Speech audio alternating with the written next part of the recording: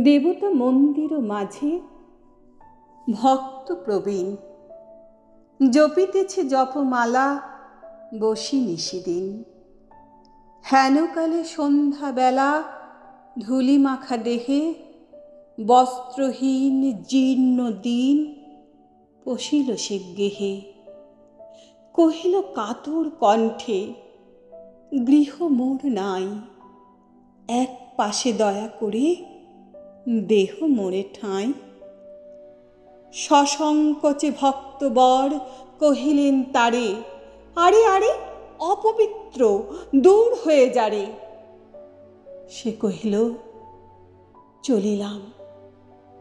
চক্ষের নিমেষে ভিখারি ধরিল মূর্তি দেবতার বেশে। ভক্ত কহে, প্রভু মোরে কি ছল ছলিলে? দেবতা কহিল, মোরে দূর করি দিলে। জগতে দরিদ্র রূপে ফিরি দয়া তরে, গৃহহীনে গৃহ দিলে আমি থাকি ঘরে।